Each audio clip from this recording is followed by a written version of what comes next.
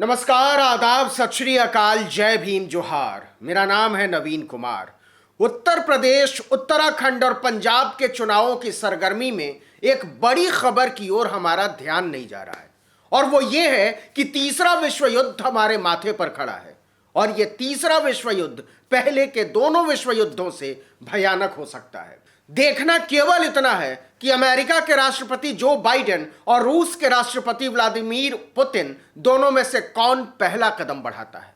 हम इस मुद्दे पर आएंगे, लेकिन इसके पहले देख लीजिए कि अमेरिका में बढ़ती महंगाई और बेरोजगारी के मुद्दे पर नाकाम होते बाइडेन की हालत कितनी खराब होती जा रही है। एक प्रेस कॉन्फ्रेंस में उन्होंने सवाल पूछे जाने पर एक पत्रकार को मां की गाली दे डाली। बाइडेन का यह वीडियो पूरी दुनिया में सोशल मीडिया पर वायरल हो रहा है। दरअसल फॉक्स न्यूज के रिपोर्टर पीटर डूसी ने बाइडेन से पूछा कि देश में लगातार बढ़ रही महंगाई से मिड टर्म इलेक्शन में आपकी पार्टी को कितना नुकसान होगा।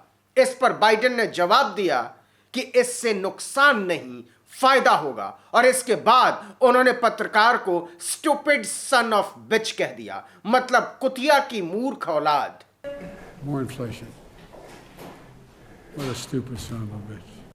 दरअसल बाइडेन सत्ता में आने के एक साल के भीतर अपनी साख खोते जा रहे हैं। इसके पहले फॉक्स न्यूज की ही एक और महिला रिपोर्टर ने यूक्रेन के मुद्दे पर उनसे सवाल पूछ दिया था कि आप रूस के राष्ट्रपति के पहले कदम उठाने का इंतजार क्यों कर रहे हैं। इस पर बाइडेन ने गुस्से में कहा था, क्या बेवकूफी भरा सवाल पूछ रही हो।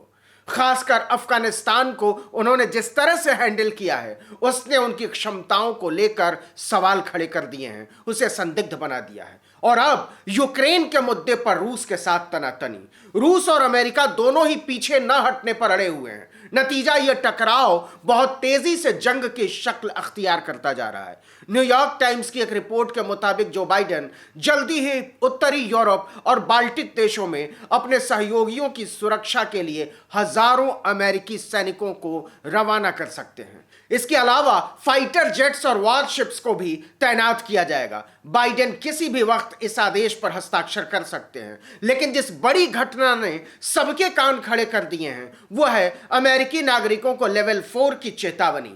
इसका मतलब अमेरिकी नागरिक यूक्रेन की यात्रा न करें। जो नागरिक वहां मौजूद हैं वो तत्काल देश छोड़ दें। इसी के तहत अमेरिका ने यूक्रेन में मौजूद अपने दूतावास के अधिकारियों से कहा है कि वो अपने परिवार के लोगों को फौरन अमेरिका वापस भेज दें। एक रिपोर्ट तो यह भी कहती है कि दूतावास को आधिकारिक तौर पर बंद भले नहीं किया गया है, लेकिन अब वहां बहुत कम अमेरिकी अधिकारी बचे हुए हैं। रूस और यूक्रेन के बीच हालात इस कदर बिगड़ चुके हैं कि कभी भी जंग शुरू हो सकती है, और अगर यह जंग शुरू होती है तो यह अमेरिका बनाम रूस बन जाएगी। लेकिन यह अमेरिका बनाम रूस रहेगी नहीं। नाटो देशों में अभी से चर्चा चलने लगी है कि युद्ध की सूरत में उनका रुख क्या होना चाहिए। जाहिर सी बात है, इसमें दुनिया के दूसरे देशों को भी शामिल होना पड़ेगा, यह उनकी मजबूरी होगी। इसकी अहमियत का अंदाजा इसी से लगाइए कि अमेरिका के पूर्व राष्ट्रपति डोनाल्ड ट्रंप भी जंग के इस हालात पर राजनीति कर रहे हैं। उन्होंने रूस यूक्रेन तनाव पर कहा कि मेरे रहते इस तरह के हालात बनते ही नहीं। ट्रंप ने राष्ट्रपति रहते यूक्रेन की मदद के लिए कई कदम उठाए थे। उन्होंने 2021 के बजट में भी यूक्रेन को सैन्य सहायता देने के लिए यूएस कांग्रेस से 23 अरब रुपए मांगे थे।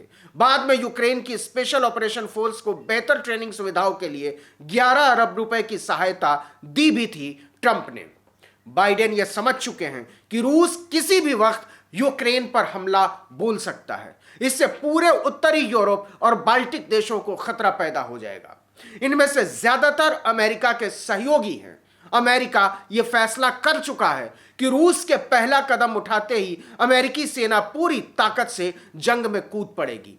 रूस किसी भी सूरत में पीछे हटने को राजी नहीं है। जिनेवा में युद्ध टालने को रूसी और अमेरिकी विदेशी मंत्रियों की एक बैठक हुई, लेकिन इस बातचीत का कोई नतीजा नहीं निकला, सिवाय इसके कि इस मुद्दे पर हम अगले दौर की बातचीत कर सकते हैं। लेकिन यह चर्चा कब होगी, इस पर किसी ने कुछ नहीं कहा, न अमेरिका ने न रूस ने। इसी के बाद अमेरिका ने सीधे जंग में उतरने का मन बना लिया। अमेरिकी सेना मुख्यालय पेंटागन के अफसरों ने 22 जनवरी को राष्ट्रपति जो बाइडेन के सामने रूस से जंग की सूरत में तमाम तरह की योजनाएं पेश की।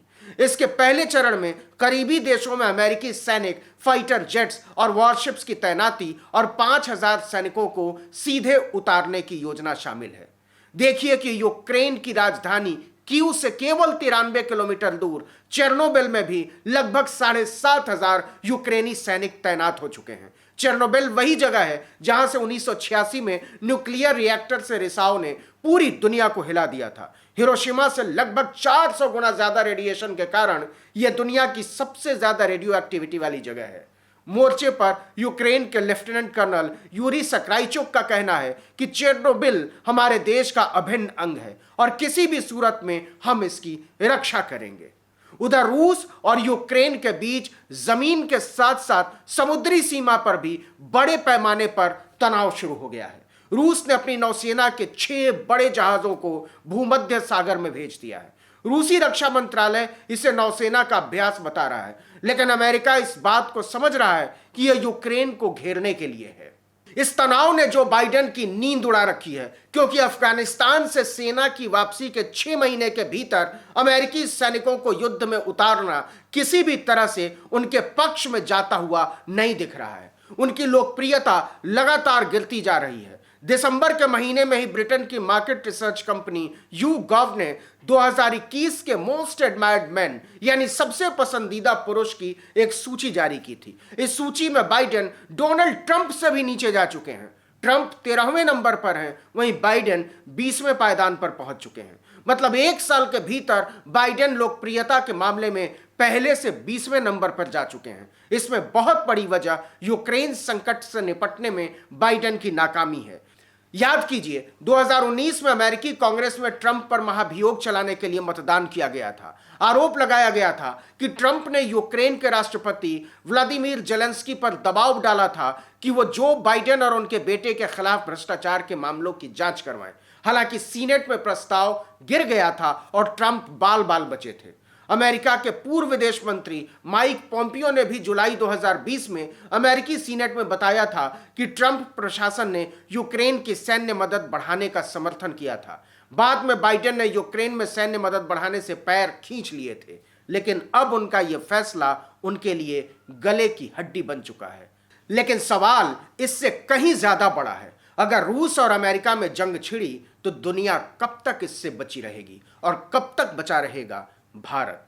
इस वीडियो में इतना ही, लेकिन अगर आपने आर्टिकल 19 इंडिया को अब तक सब्सक्राइब नहीं किया है तो फौरन कर लीजिए, बेल आइकॉन दबाइए, घंटी जैसी आकृति, लाइक कीजिए और कमेंट करके बताइए हमारा वीडियो आपको कैसा लगा। अगर YouTube पर हमारा वीडियो देख रहे हैं तो हमारे चैनल को सब्सक्राइब कर लीजिए। अगर Facebook पर देख रहे हैं तो हमारे पेज पर जाइए, उसको लाइक कर दीजिए। Instagram पर देख रहे हैं तो उसको भी लाइक कर लीजिए। बताइएगा ज़रूर आने वाले दिनों में आप हमसे किन मुद्दों पर वीडियो की उम्मीद करते हैं।